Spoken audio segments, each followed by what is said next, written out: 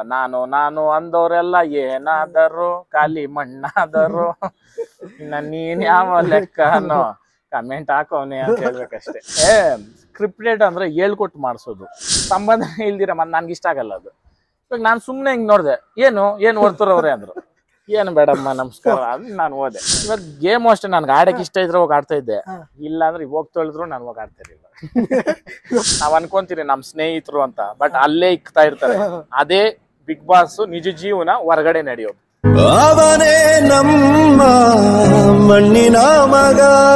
Big boss ಹೋಗ್ತೀನಿ ಅಂತ ಅನ್ಕೊಂಡಿದ್ರಾ ನೀವು ಮುಂಚೆ? ಅಣ್ಣ 3 ವರ್ಷದಿಂದ ಬಂದಿದ್ದು ನನ್ ಕಾಲು ಬರ್ತಾನೆ ಇತ್ತು ಪ್ರತಿ ವರ್ಷ. ಹೌದು, 3 ವರ್ಷದಿಂದ ನಾನು ಹೋಗಿಲ್ಲ. ಹೋದ್ನೇ ವರ್ಷ ಯಾಕೆ ಹೋಗಿದ್ದು ಅಂತಂದ್ರೆ ಈ ಸೀಸನ್ ಸ್ವಲ್ಪ ಸ್ಪೆಷಲ್ ಆಗಿರುತ್ತೆ. ಮತ್ತೆ ನಾನು ರೇಸ್ ಎಲ್ಲ ಮಾಡಿ ನಂದು ಆಲ್ರೆಡಿ ನಾನು ಏನ್ ಅನ್ಕೊಂಡಿದೀನಿ ಅದ್ ನಾನು ಮಾಡಿದೀನಿ ಅಂತ ನನ್ ಮನ್ಸ್ ಕಾಣಿಸ್ತು. ಅದಾದ್ಮೇಲೆ ನಾನು ಹೋಗಿದ್ದು. ಆಮೇಲೆ ಆ ವೇದಿಕೆಗೆ ನಾನು ಯಾವತ್ತು ಗೌರವ ಕೊಡ್ತೀನಿ. ಗೆಲುವು ಸೋಲು 2 ರೀತಿ. ನಾನ್ ಸೋತಿಲ್ಲ ಇವತ್ತವರೆಗೂ, ನೀವು ನೋಡ್ತಾ ಇದ್ದೀರಾ. ಅಲ್ಲಲ್ಲ, ನಾನ್ ಮನೆ ಹತ್ರಕ್ ಬರೋರು ಏನೋ ಹೋಗೋದೇನೋ, ನನ್ಗೆ ಹಾಕೋ ಆರುಗಳು ಏನು ಒಣಗ್ದಿರಾನೆ ಇದ್ದಿದ್ರೆ 5 ಲಾರಿ ಲೋಡು. ಏನಪ್ಪ ಹಂಗೆ. ಅದು ಬಿಟ್ಟು ಬೇರೆ ಆರುಗಳವೆ 3 ರೂಮ್ಗಳು ತುಂಬಿ ಒಂದ್ ಹಾಲ್ ತುಂಬೋಗೈತೆ. ಏನೋ ಅವ್ರು ಕೊಟ್ಟಿರೋ ಮೆಮೆಂಟೋಸ್, ಅವ್ರು ಕೊಟ್ಟಿರೋ ಫೋಟೋಸ್, ಅದಕ್ಕೆ ಸಾಧ್ಯನೇ ಇಲ್ಲ ಬಿಡ್ರಿ. ಆ ಪ್ರೀತಿಗೆ ನಾನು ಯಾವತ್ತು ಚಿರಋಣಿ. ಅದಕ್ಕೋಸ್ಕರ ನಾನು ಇವತ್ತು ಜನ ಜೊತೆ ಓಡಾಡ್ತಾ ಇರೋದು. ಸುದೀಪ್ ಸರ್ 10 ಸೀಸನ್ಗೂ ಅವ್ರೇನೇನೆ ಆಂಕರ್, ಯಾವತ್ತು ವೋಟ್ ರಿವೀಲ್ ಮಾಡಿಲ್ಲ. ನನಗೋಸ್ಕರ ಅವತ್ತು ವೋಟ್ ರಿವೀಲ್ ಮಾಡಿದ್ರು 10 ವರ್ಷದಲ್ಲಿ. ಅಂದ್ರೆ ರೈತ ಗೆದ್ದವನ ಗೆದ್ದಿರೋದಕ್ಕೇನೆ ಅದು ಅಷ್ಟೇ ನಾನು ಹೇಳೋದು. ಆಮೇಲೆ ಆ ವೇದಿಕೆ ಗೌರವ ಐತೆ, ನಾನು ಬೇರೆ ಮಾತಾಡಲ್ಲ. ಯಾಕಂದ್ರೆ ನಮ್ಮನ್ನ ಯಾವತ್ತೂ ಅಗೌರವಾಗಿ ನಡೆಸಿಲ್ಲ. ನಾನು ಅದ್ರನ್ನ ಹೇಳಲ್ಲ, ಚೆನ್ನಾಗಿ ನೋಡ್ಕೊಂಡವ್ರೆ, ಯಾವತ್ತು ಅದ್ರಕ್ ಮರ್ಯಾದೆ. ಅಂದ್ರೆ ಇನ್ನೊಂದು ನೀವೇನಿದ್ರಲ್ಲ ಬಿಗ್ ಬಾಸ್ ಬಂದ್ರೆ ಇನ್ನೂ ಎತ್ತರ ಹೋಯ್ತದ. ಹೌದು, ನೀವ್ ಹೆಂಗಿದ್ರಿ ಹಂಗಿದ್ರಲ್ಲ ಅಲ್ಲಿ ಸಿಕ್ಕಾಪಟ್ಟೆ. ಅಂದ್ರೆ ಬೇರೆ ನಾನು ಹೊರಗಡೆ 30 ವರ್ಷ ವರ್ಕ್ ಮಾಡಿದ್ರು ಈ ಸಾಧನೆ ಮಾಡಕ್ ಕಷ್ಟ ಇತ್ತು. ಹೌದೌದು, ಅದನ್ನ ನಾನು 3 ತಿಂಗಳಲ್ಲಿ ಗಳಿಸಿದೆ ಅಂತ ನಾನು ಹೇಳಕ್ ಇಷ್ಟ. ಬೇಗ ರೀಚ್ ಆಯ್ತು. ಆಮೇಲೆ ನಾವ್ ಅನ್ಕೊಂತೀರಿ ನಮ್ ಸ್ನೇಹಿತರು ಅಂತ, ಬಟ್ ಅಲ್ಲೇ ಇಕ್ತಾ ಇರ್ತಾರೆ. ಅದೇ ಬಿಗ್ ಬಾಸ್ ನಿಜ ಜೀವನ ಹೊರಗಡೆ ನಡೆಯೋದು. ಅದ್ ಅರ್ಥ ಮಾಡ್ಕೊಬೇಕಷ್ಟೇ. ಆಮೇಲೆ ಟಾಸ್ಕ್ ಗೋಸ್ಕರ ಆಡೋದಲ್ಲ ಬಿಗ್ ಬಾಸ್. ಕೆಲವರೆಲ್ಲ ಟಾಸ್ಕ್ ಅನ್ನೋದು ಗೋಸ್ಕರ ಆಡಂಗಿದ್ರೆ ಒಳ್ಳೆ ಒಲಿಂಪಿಕ್ಸ್ ಪ್ಲೇಯರ್ಸ್ ಕಳ್ಸ್ಬೋದಾಗಿತ್ತಲ್ಲ ಆಡೋದಕ್ಕೆ, ಅಲ್ವಾ? ನಾವ್ಯಾಕೆ ಹೋಗ್ಬೇಕು ಅಲ್ಲಿ? ಏನಂದ್ರೆ ವ್ಯಕ್ತಿತ್ವದ ಆಟ. ನಿಮ್ಮ ವ್ಯಕ್ತಿತ್ವ ಹೆಂಗೆ, ಹೊರಗಡೆ ಹೆಂಗಿದ್ರೆ ಒಳಗಡೆ ಹೆಂಗಿರ್ತೀರಾ ಅಂತ. ನಾನ್ ನೋಡೋಣ, ನಾನು ಇವತ್ತು ನಾನು ಹೇಳೋದಷ್ಟೇ, ಇವತ್ತು ಶತ್ರುನು ಅಪ್ಪ ಒಂದ್ ಒಳ್ಳೆ ವ್ಯಕ್ತಿ ಹೋದ ಅನ್ಬೇಕು ಅಷ್ಟೇ ನಾನು ಎಕ್ಸ್ಪೆಕ್ಟ್ ಮಾಡೋದು. ಅಲ್ಲಿ ಒಳಗಡೆ ಒಂದ್ ಸನ್ನಿವೇಶ ಆಯ್ತಲ್ಲ, ಸಂಗೀತ ಅವ್ರು ಹಿಂಗ್ ನೋಡ್ತಾರ ನಿಮ್ಮನ್ನ, ನೀವೊಂದ್ ಕೈ ಮುಗಿತೀರಿ ಗೊತ್ತಾ, ಹೀಗೆ ಆ ಸನ್ನಿವೇಶ ಮನೇಲಿ ನಕ್ಕಿದೀವಿ ಹೇಳ್ತೀನಿ. ನಮ್ ಫ್ಯಾಮಿಲಿ ಎಲ್ಲ ಸೇರ್ಬಿಟ್ಟು. ಅಂದ್ರೆ ಆಕ್ಚುಲಿ ನಾನ್ ಏನ್ ಗೊತ್ತಣ್ಣ, ನಾನ್ ನಿಮ್ಗೆ ಅವಾಗೇನ್ ಹೇಳ್ದೆ, ಏನಾದ್ರೂ ಸಂಬಂಧ ಇರೋದ್ರ ಬಗ್ಗೆ ಮಾತಾಡಿದ್ರೆ ಅದಕ್ಕೊಂದು ಅರ್ಥ ಇರ್ತದೆ. ಸಂಬಂಧನೇ ಇಲ್ದಿರ ಕಿತ್ಲಾಡೋದು, ಸಂಬಂಧನೇ ಇಲ್ದಿರ ನನ್ಗೆ ಇಷ್ಟ ಆಗಲ್ಲ ಅದು.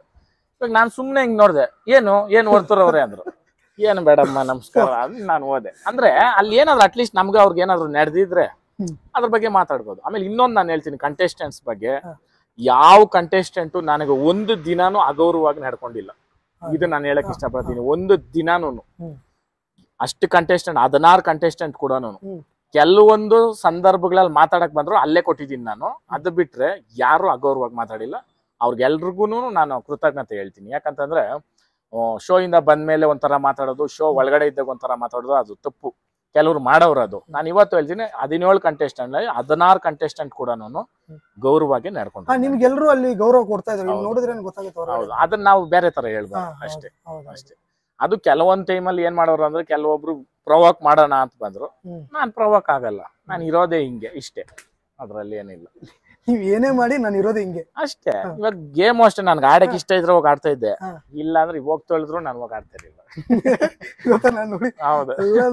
ಆಮೇಲೆ ಲಾಸ್ಟ್ ಅಲ್ಲಿ ಯಾರು ಗೇಮ್ಸ್ ಜಾಸ್ತಿ ಆಡಿದ್ದು? 200 ಪಾಯಿಂಟ್ಸ್ ಗೇಮ್ ಆಡಿ ತಗೊಂಡಿದ್ ನಾನು. ಅದಾದ್ಮೇಲೆ ನನಗೆ ಕರ್ಕೊಂಡವ್ರು ತೆಗ್ದಾಕ್ಬಿಡೋರು ಅಂದ್ರೆ ಫಿನಾಲೆ ಟೂಟಿಗೆ ನಾನು ಇನ್ನೊಂದು 100 ಪಾಯಿಂಟ್ಸ್ ತಗೊಂಡಿದ್ರು. ಒಂದೇ ಒಂದ್ ಗೇಮ್ ವಿನ್ ಆಗಿದ್ರೆ ಟಿಕೆಟ್ ಫಸ್ಟೇ ಸಿಗ್ತಾ ಇತ್ತು ನನಗೆ. ಆಮೇಲೆ ಇನ್ನೊಂದು ಖುಷಿ ಸಂಗತಿ, ಅಲ್ಲಿ ಆಡಿ ಗೆದ್ದು ಬಂದಿದ್ದು ಸಂಗೀತ. ಆಮೇಲೆ ಆ ಕಾಸು ಹಾಕೊಂಡು ಅದರಿಂದ ಬಂದಿದ್ದು ತುಕಾಲಿ. ಈ ವೋಟಿಂಗ್ ಇಂದ ಬಂದಿದ್ ನಾನೇ ಫಸ್ಟ್. ಫಿನಾಲೆ ಟು ಟಿಕೆಟ್ ಅಂದವಾಗ ಸುದೀಪ್ ಅಣ್ಣ ಅನೌನ್ಸ್ ಮಾಡಿದ್ ನನ್ನೇ. ಅದು ಖುಷಿ ಆಯ್ತಲ್ಲ ನನಗೆ. ಜನ ಅವರೇ ನನ್ಗೆ, ಅಷ್ಟ್ ಸಾಕು ನನ್ಗೆ. ಅಲ್ಲೇ ಗೆದ್ಬಿಟ್ಟೆ ನಾನು ಬಿಗ್ ಬಾಸ್. ನಾನು ಯಾವಾಗ ಹೊರಗಡೆ ಬಂದು ಒಳಗಡೆ ಹೋದ್ನೋ ಅವತ್ತೇ ಬಿಗ್ ಬಾಸ್ ಗೆದ್ದೆ ನಾನು. ನಾನು ಅಷ್ಟೇ ಹೇಳಕ್ ಇಷ್ಟಪಡ್ತೀನಿ. ಅಂದ್ರೆ ಅದ್ರ ಬಗ್ಗೆ ಹೇಳ್ತೀರಿ. ಈಗ ನಿಮ್ಗೇನು ಗೊತ್ತಿರ್ಲಿಲ್ಲ ಅಲ್ಲ ಅಲ್ಲಿ ಒಳಗಡೆ ಇಲ್ಲಿ ಹೊರಗಡೆ ಏನ್ ನಡೀತಾ ಇದೆ? ಅಲ್ಲ, ಅದಕ್ಕೋಸ್ಕರನೇ ನಾನು ಹೊರಗಡೆ ಬರ್ಬೇಕು ಅಂತಿದ್ದೀನಿ. ನಮ್ ತಾಯಿಯವ್ರು ಏನ್ ಮಾಡ್ಕೊಂಡಿದಾರೋ, ಇಲ್ಲಿ ಏನ್ ನಡೀತಾ ಇತ್ತು ಅನ್ನೋದು ನನ್ಗೆ ಗೊತ್ತಾಗ್ಬೇಕಾಗಿತ್ತು. ಅದಾದ್ಮೇಲೆ ನಮ್ ತಾಯಿಯವ್ರನ್ನ ಕಳ್ಸಿದ್ಮೇಲೆ ನಾವ್ ಸುಮ್ನೆ ಇಡೀ ಕರ್ನಾಟಕನೇ ಮಾತಾಡ್ತಾ ಇತ್ತು ಆ ಟೈಮಲ್ಲಿ. ಎಲ್ಲಿ ನೋಡಿದ್ರು ಅದೇ ಸುದ್ದಿ, ಯಾರೋ ಇಬ್ರು ಕೂತ್ ಮಾತಾಡ್ತಾ ಇದಾರೆ ಅಂದ್ರೆ ಅದೇ ಸುದ್ದಿ. ನಿಜ ನಿಜ. ಅಲ್ಲ, ಇನ್ನೊಂದ್ ಏನಂದ್ರೆ, ನಾನೊಂದು ಬಗೆದರೆ ದೈವ ಒಂದು ಬಗೆಯೋದು ಅಂತ. ನಾನ್ ನಿಮ್ಮನ್ನ ಏನಾದ್ರು ಕೆಟ್ಟದ್ ಮಾಡ್ಬೇಕು ಅಂತ ನಾನ್ ಅನ್ಕೊಂಡ್ರೆ, ಭಗವಂತ ನನ್ನ ಅವ್ನ ಮೇಲೆ ತಕಡಿ ಇಟ್ಕೊಂಡು ತೂಕ ಮಾಡ್ತಾ ಇರ್ತಾನೆ. ನಿನ್ ಒಳ್ಳೇದೆಷ್ಟು, ನಿನ್ ಕೆಟ್ಟದೆಷ್ಟು ಅಂತ. ಆ ತಕಡಿ ತೂಗೋದ್ರಲ್ಲಿ ನಾನು ಗೆದ್ದಿದ್ದೀನಿ, ಭಗವಂತನ ಗೆದ್ದಿದ್ದೀನಿ. ಭಗವಂತನ ಗೆದ್ದಿದ್ದೀನಿ ಅನ್ನೋದಕ್ಕನ ಆ ಅಪ್ಪನ ಆಶೀರ್ವಾದ ನನ್ಗೆ ಯಾವತ್ತೈತೆ, ಆತನ ಪಾದದ ಧೂಳು ನನ್ನ ತಲೆ ಮೇಲೆ ಯಾವತ್ತೂ ಇರ್ತೈತಿ. ಅದಕ್ಕೆ ನಾನು ಚಿರಋಣಿ ಇವತ್ತು ಹೇಳ್ತೀನಿ. ಅಣ್ಣ, ಒಂದು ದಿನ ಕಾರ್ಡ್ ಬರ್ದಿರ ಇರೋ ದಿನ ಇಲ್ಲ, ಒಂದು ದಿನ ನನ್ನ ಮನೆ ಹತ್ರ ಜನ ಬರ್ದಿರ ಇರೋ ದಿನಾನೇ ಇಲ್ಲ. ಅಷ್ಟು ಜನಗಳ ಪ್ರೀತಿನ ಗಳಿಸಿದ್ರ. ಅಲ್ಲ, ಇವಾಗ ನೀವೇ ಬಂದ್ರಿ ಇಂಟರ್ವ್ಯೂ ಮಾಡಕ, ಎಷ್ಟೊತ್ತು ಬಂದ್ರಿ ನೀವು? ನಾನು 11:30 ಇವಾಗ ಎಷ್ಟೊತ್ತು ಮಾಡ್ತಾ ಇದ್ರಿ ಇಂಟರ್ವ್ಯೂ? 2:30. ಆ 2:30 ಗ್ಯಾಪಲ್ಲಿ ನಾನು ಸುಮ್ಮನೆ ಇದ್ನ, ಏನ್ ಮಾಡ್ದೆ ನೀವೇ ಹೇಳ್ಬೇಕು. ಇಲ್ಲ, ಬರ್ತಾ ಇದ್ರು, ಅದು ಗೊತ್ತಿರೋದು. ಅಂದ್ರೆ ಅಲ್ಲಲ್ಲ, ಇದು ಅದು ನನಗ್ ಬೇಕಾಗಿರೋದಣ್ಣ. ಆಮೇಲೆ ಗಳಿಸಿದೀನಿ ಅಂತಂದ್ರೆ ಡೂಪ್ಲಿಕೇಟ್ ಜನ ಅಲ್ಲ, ಸಾಯೋವರೆಗೂ ನಾನು ಹಿಂದೆ ಬರ್ಬೇಕು ಅವ್ರು.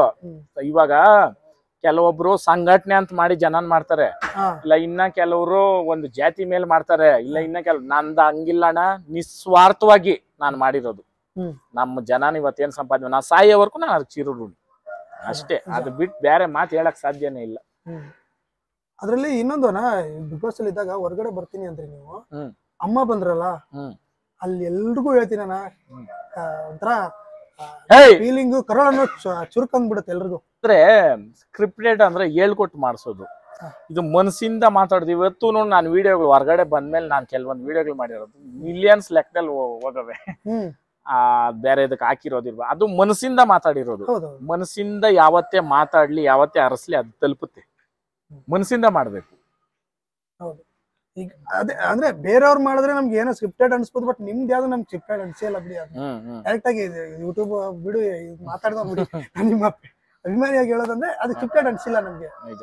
ಅಲ್ಲ, ನನಗೆ ಇನ್ನೊಂದು ಇವಾಗೂ ಅಷ್ಟೇ, ಒಂದು ಫಂಕ್ಷನ್ಗೆ ಹೋಗೋದು ಹೇಳ್ಕೊಟ್ಟು ಅವ್ರು ಹೇಳ್ಸಿದ್ರೆ ನಾನು ಹೇಳಲ್ಲ. ನಾನ್ ಓದಿ ಹೇಳಿದ್ರೆ ಹೇಳ್ದಂಗೆ, ನನ್ ಅವ್ರು ಹೇಳ್ಕೊಟ್ಟು ಹೇಳಿದ್ರೆ ನನ್ಗೆ ಬರಲ್ಲ. ಆಮೇಲೆ ಸ್ಕ್ರಿಪ್ಟೆಡ್ ಅಂತಲ್ಲ, ನಾನು ಬಾನಿಶ್ ಆಗಿ ಇವತ್ತವರೆಗೂ ಬದುಕಿಲ್ಲ, ನಾನು ಬದುಕೋದು ಇಲ್ಲ. ಅಷ್ಟೇ ತಾನೇಪ್ಪ. ನಟನೆ ಅನ್ನೋದು ಒಂದು ಸ್ಕ್ರಿಪ್ಟು, ಡೈರೆಕ್ಟ್ರು, ಪ್ರೊಡ್ಯೂಸರು ಇದ್ದು ಮಾಡೋದು. ಜೀವನ ಅನ್ನೋದು ಎಕ್ಸ್ಪೀರಿಯನ್ಸು, ನಿನ್ ಕಷ್ಟ ಸುಖ ನೋವು ದುಃಖ ಹೇಳ್ಕೊಳೋದು. ಅದ್ ಹೆಂಗೆ ಇನ್ನೊಬ್ರು ಹೇಳಕ್ ಸಾಧ್ಯ? ಇವಾಗ ನನ್ನ ಅನುಭವನ ಇನ್ನೊಬ್ರು ಹೇಳ್ಕೊಟ್ಟು ನಾನು ಹೆಂಗೆ ಹೇಳಕ್ ಸಾಧ್ಯ ಅಲ್ವಾ? ಶೋಗೋಸ್ಕರ, ವ್ಯೂಸ್ಗೋಸ್ಕರ ಮಾತಾಡೋದಲ್ಲ, ನಮ್ಮ ವೈಯಕ್ತಿಕ ನಮ್ಮ ಜೀವನದ್ದು. ಇನ್ನೊಂದು ನಾನು ಹೇಳೋದು, ಯಾರ್ ಪರ್ಸನಲ್ ಯಾರು ಎತ್ತಕ್ಕೂ ಯಾರಿಗೂ ಹಕ್ಕದಾರಲ್ಲ. ಇಲ್ಲ ಎತ್ತಾರ, ಅವ್ರದ್ದು ಹೇಳ್ಬೇಕು, ನಮ್ದು ಹೇಳ್ಬೇಕು, ಕುತ್ಕೊಂಡ್ಲಿ ಸ್ಟೇಜ್ ಹಾಕೋಣ, ಅವಾಗ ಒಪ್ಕೊಬೇಕು. ಏನು ಇಲ್ದಿರ ಇವಾಗ ಕೆಲವೊಬ್ರದೆಲ್ಲ ಇವಾಗ ಕಾಂಟ್ರವರ್ಸಿನೆಲ್ಲ ಇದೆ, ಅದಕ್ಕೆ ಭಗವಂತನವನೇ ಉತ್ತರ ಕೊಡ್ತಾನೆ. ನಾವೆಲ್ಲ ಯಾರಾದ್ರ ಬಗ್ಗೆ ಮಾತಾಡಕ್ಕೆ? ಅವ್ರ ಸಿಚುವೇಶನ್ ಏನಿತ್ತೋ, ಅಲ್ಲಿ ಏನಿತ್ತೋ ಅದ್ ನಾವು ನೋಡಿಲ್ಲ, ಕರೆಕ್ಟಾ? ಅದ್ರ ಬಗ್ಗೆ ನಾವು ಮಾತಾಡೋ ಅವಶ್ಯಕತೆನೂ ಇಲ್ಲ. ನಾನು ಹೇಳೋದು ಕಾಲೈ ತಸ್ಮೈ ನಮಃ, ಇದಕ್ಕ ತುಂಬಾ ಅರ್ಥ ಐತೆ. ಈ ಪದದ ಅರ್ಥಕ್ಕ ನನಗೆ ತುಂಬಾ ಜೀವನದಲ್ಲಿ ಅರ್ಥ ಸಿಕ್ತು. ಹಂಗೆ ಅಂದ್ರೆ ಕಾಲ ಎಲ್ಲದಕ್ಕೂ ಹೌದು, 100% ಯಾರನ್ನ ಬಿಟ್ಟಿದ್ದಲ್ಲ ಕರ್ಮ. ಒಂದು ಹೇಳ್ತಾರಲ್ಲ, ಧರ್ಮ ಕೈ ಕೊಟ್ರು ಕರ್ಮ ಕೈ ಕೊಡಲ್ಲಂತೆ. ಕರ್ಮ ಯಾವತ್ತಿದ್ರು ಕಾಯ್ತೈತೆ, ಬಿಡಲ್ಲ. ಧರ್ಮ ಅನ್ನೋದು ಒಂದ್ ಟೈಮ್ ಎಲ್ಲ ಒಂದ್ ಟೈಮು ಅಯ್ಯೋ ಪಾಪ ಹೋಗ್ಲಿ ಅನ್ಬಿಟ್ರು ಕರ್ಮ ಬಿಡಲ್ಲಂತೆ. ನೀನ್ ಮಾಡಿದ ಕರ್ಮ ನೀನ್ ಅನುಭವಿಸ್ಬಿಟ್ಟೆ ಹೋಗ್ಬೇಕು. ರೊಟ್ಟಿ ತಿರ್ವಾಕ್ದಂಗೆ ಅಂತ ಏನ್ ಹೇಳೋರು, ಈ ಜೀವನ ಅನ್ನೋದು ರೊಟ್ಟಿ ತಿರ್ವಾಕ್ದಂಗೆ. ಹಿಂಗಿರೋನ್ ಹಿಂಗಾಗ್ಬಿಡ್ತಾನೆ, ಹಿಂಗಿರೋನ್ ಹಿಂಗಾಗ್ಬಿಡ್ತಾನೆ. ಝೀರೋ ಇರೋನು ಹೀರೋ, ಹೀರೋ ಇರೋನ್ ಝೀರೋ. ಹಂಗೆ ಪ್ರಪಂಚ ನೋಡೋಣ, ನಂದೇ ನಾನೇ ಅನ್ನೋದು ಏನೇನು ಇಲ್ಲ. ಇದು ಬರ್ದಿಕೊಳ್ರಿ. ನಾನು ನಂದು ಅನ್ನೋನು ಯಾವತ್ತೂ ಶಾಶ್ವತ ಅಲ್ಲ. ನಾನು ಅಂದವ್ರೆಲ್ಲ ಏನಾದರು ಖಾಲಿ ಮಣ್ಣಾದರು. ಇನ್ನ ನೀನ್ ಯಾವ ಲೆಕ್ಕ ಅನ್ನೋ ಕಮೆಂಟ್ ಹಾಕೋನೆ ಅಂತ ಹೇಳ್ಬೇಕಷ್ಟೇ. ಅದೇ ಈಗ ಇನ್ನೊಂದಂದ್ರೆ, ಬಿಗ್ ಬಾಸ್ ಮುಗಿದ್ಮೇಲೆ ಗೆದ್ದವ್ರು ಇನ್ನೊಬ್ರು, ಬಟ್ ಹೊರಗಡೆ ಗೆದ್ದವ್ರು ಇನ್ನೊಬ್ರು. ಹೌದು, ಅದೇ ಹೇಳೋದು, ಮನ್ಸಿಂದ ಗೆಲ್ಲೋದು ಬೇರೆ, ಆಟಕ್ಕೋಸ್ಕರ ಆಡಿ ಗೆಲ್ಲೋದು ಬೇರೆ. ನಾನು ಆಟ ಆಡಿಲ್ಲ, ನಾನು ಮನ್ಸನ್ ಗೆದ್ದಿದ್ದೀನಿ. ಒಂದು ವ್ಯಕ್ತಿ ಎಲ್ಲ ಇದ್ದು ಇಲ್ದಿರ ಇರೋವಾಗ ಹೆಂಗ್ ಬದುಕ್ತಾನೆ, ಅದು ಬೇಕಾಗಿರೋದು ಮನುಷ್ಯನ್ಗೆ. ಇದ್ದಾಗ ಒಂಥರ ಅದೇನೋ ಎದ್ರೆ ಕಾಲಿಡಿ ಬಗ್ದ್ರೆ ಜುಟ್ಟಿಡಿ ಅನ್ನೋ ನ್ಯಾಯ ನನ್ನ ಹತ್ರ ಇಲ್ಲ. ಬೇಕಾ ಪ್ರಾಣ ಕೊಡ್ತೀನಿ, ನನ್ಗೆ ಅವನ್ ಬೇಡ, ಇಗ್ನೋರು ಬೇರೆ ಮಾತಾಡಲ್ಲ ನಾನು. ಇಗ್ನೋರ್ ಅಂದ್ರೆ ಏನ್ ಹೇಳ್ರಿ, ಅವ್ನ ಅಲ್ಲಿದ್ರು ಇಲ್ದಿರ ಇರಂಗ್. ಇವಾಗ ಈ ಕುರಿ ಇಲ್ಲಿ ಹೋಗ್ತಾ ಐತೆ, ಅದಿಲ್ಲ ನನ್ಗೆ ಅಷ್ಟೇ ಲೆಕ್ಕ. ಕುರಿ ಇಲ್ಲ ಅಲ್ಲಿ ಇಲ್ಲ ನಂಗೆ ಅಷ್ಟೇ, ಹಂಗ್ ಬದುಕೋದ್ ನಾನು ಅಷ್ಟೇ. ಅದ್ ಬಿಟ್ಬಿಟ್ಟು ಚೆನ್ನಾಗಿದ್ದಾಗ ಅವ್ನ್ ನಮ್ಮ ಹತ್ರ ಹಂಚ್ಕೊಂಡಿರೋದ್ನ ಹೇಳೋದು, ಕೆಲವೊಂದ್ ಲೂಪ್ ಹೋಲ್ಸ್ ಗೊತ್ತಿರೋದು, ಆ ತರ ಥರ್ಡ್ ಕ್ಲಾಸ್ ಬುದ್ಧಿ ನನ್ನ ಹತ್ರ ಇಲ್ಲ. ಯಾಕಂತಂದ್ರೆ ನಂಬಿಕೆ ಅನ್ನೋದು ತಾಯಿಕನೇ ಹೆಚ್ಚು. ತಾಯಿ ಕ್ಲಾಡಿ ಬಿಚ್ಚೋದು, ನಂಬಿಕೆ ದ್ರೋಹ ಮಾಡೋದು ಎರಡು ಒಂದೇ. ನಾನ್ ಲೋಕಲ್ ಮಾತಾಗ ಹೇಳೋದು ಇವೆರಡು ಒಂದೇ ಅಣ್ಣ. ನಂಬಿಕೆ ಅನ್ನೋದು ತಾಯಿಕನೇ ಹೆಚ್ಚು. ಯಾಕಂದ್ರೆ ನಾವ್ ಯಾಕೆ ಒಬ್ರ ಹತ್ರ ಹಂಚ್ಕೊಂಡಿರ್ತೀರ ಅಂದ್ರೆ ಅವ್ರ ಮೇಲೆ ಇರೋ ನಂಬಿಕೆ. ಫ್ರೆಂಡ್ಶಿಪ್ ಅನ್ನೋ ಪದದ ಅರ್ಥ ಗೊತ್ತಾ ನಿಮ್ಗೆ? ಇಡೀ ಮನುಕುಲದಲ್ಲಿ ತಂದೆ ತಾಯಿ ಹತ್ರ ಹಂಚ್ಕೊಂಡಿರೋದು, ಅಣ್ಣ ತಮ್ಮಂದ್ರ ಹತ್ರ ಹಂಚ್ಕೊಂಡಿರೋದು, ಸಂಬಂಧಿಕರ ಹತ್ರ ಹಂಚ್ಕೊಂಡಿರೋದು, ನಮ್ ಸ್ನೇಹಿತರ ಹತ್ರ ಹಂಚ್ಕೊಂತೀರಿ ನಾವು. ಬಟ್ ಅದನ್ನ ಎಲ್ಲೋ ಒಂದ್ ಟೈಮಲ್ಲಿ ನಮ್ಗೆ ಅವ್ರಿಗೆ ಏನೋ ಸ್ವಲ್ಪ ಮನಸ್ತಾಪ ಬಂದಿರ್ಬೇಕಾದ್ರೆ ಅದನ್ನ ಹೇಳೋದೈತಲ್ಲ, ಅಂತ ಥರ್ಡ್ ಕ್ಲಾಸ್ ಇನ್ಯಾವುದೂ ಇಲ್ಲ.